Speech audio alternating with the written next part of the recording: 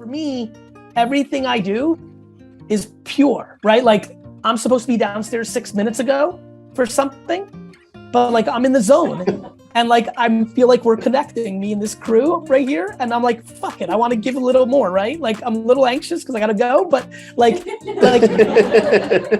but I don't think this extra 7 or 10 minutes is gonna like make you like me more or buy a V-friend, or you know, like giving is giving. And so it's easy for me because it's not exhausting at all, because it's just my flow and I have no expectation. But this is gonna help other people in a different way. This will be interesting. If I just want to sleep in on a Tuesday and cancel my 9 to 11, and this does not happen, but if I did, I do cancel things at times. I'm not gonna judge myself. And so like if I need Friday off, or if I wanna go on an extra vacation, or I just don't judge myself. And so like whatever, I always protect myself. You know, big misconception with me, hustle. I talk about passion. When you love what you do, of course you do it a lot. It's your game.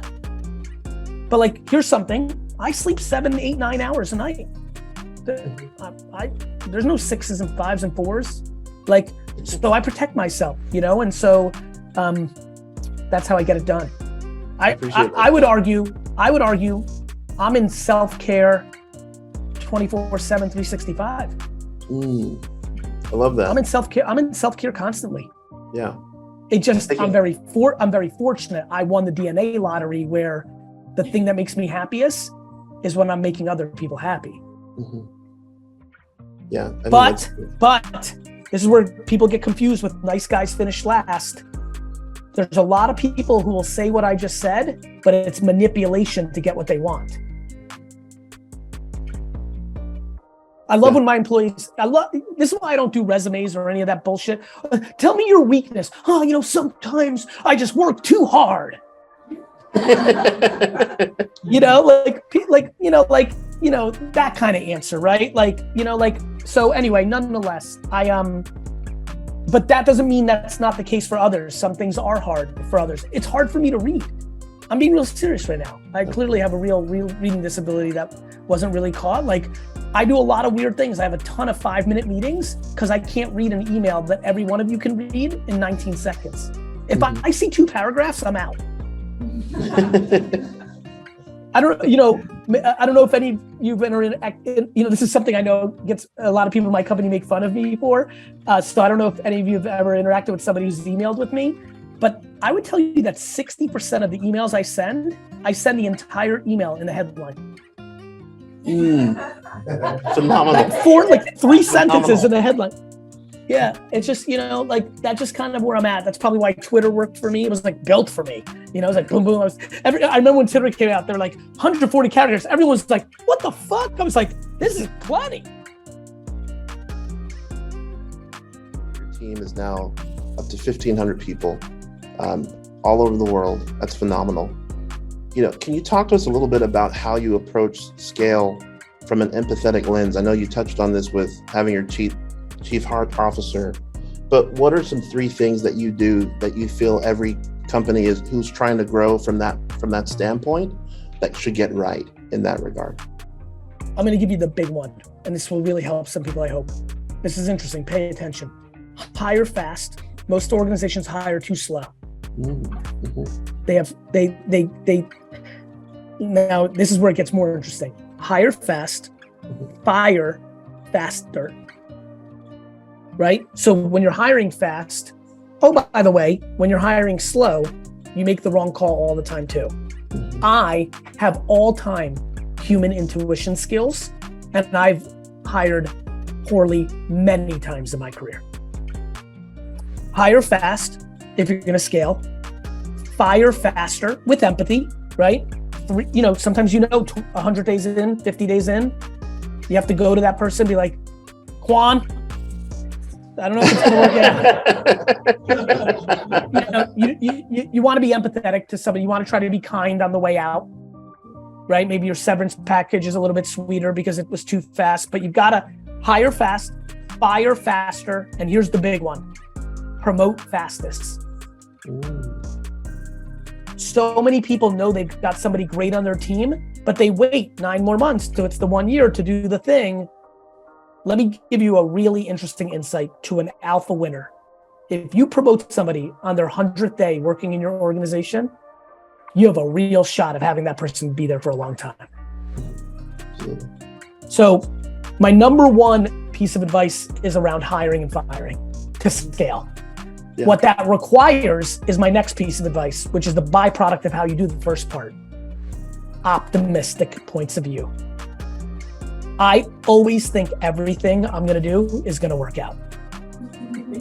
Every office I hire, every employee I hire, I just deal with reality after, but too many people go in with cynicism and doubt. And then the third one, play within your financial means. When I open up Singapore, it could be a catastrophic disaster, but I can afford it if it goes to 0. And so I don't open it until that's true. So growing appropriately with timing, not too fast, not too slow. I see, that makes a lot of sense. So there's not a whole, the risk is very moderate from that standpoint. Yeah, the thing that, people see me as like you would all be flabbergasted how risk adverse I am. It seemingly seems like it's crazy, but I've got Easter eggs. I've got like cash dug in the ground. I've got it like hedged over here. Like I'm an immigrant that's scared to, I don't want to go to 0. I'm also, and this is a big part, I'm also grounded in humility. I'm willing to go backwards for my conviction. Ooh. Wow. And so, I'm willing to downsize my home, my meals, my vacations, and most people aren't.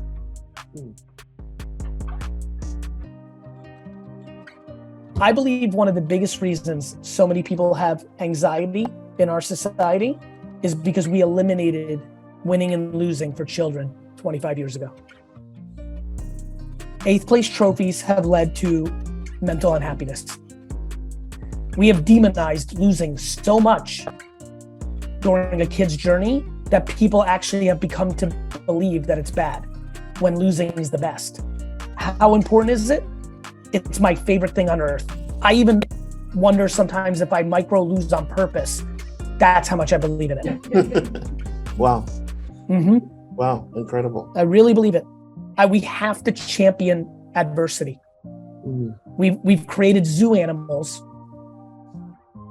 and then we send them into the world. Do you know what happens to a zebra that's been in the Bronx Zoo for 10 years when you put it into the wild in Africa? It gets eaten by a lion in 10 seconds. And that's what's happening to our under 25-year-olds. 100%. Yeah. Wendy says, what is your favorite industries to work with? Things that are inherently consumer, fashion, beverage, cereals, like anything that is like selling something to humans is a lot of fun to me.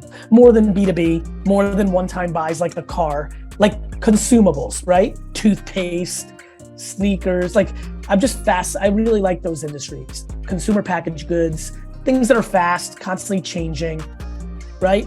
I mean, the most fashionable girls I know are wearing mom jeans, right? Like from the 80s, right? Like, so like, like that's constant shape. Like Crocs were the coolest 25 years ago. They were the least cool 7 years ago.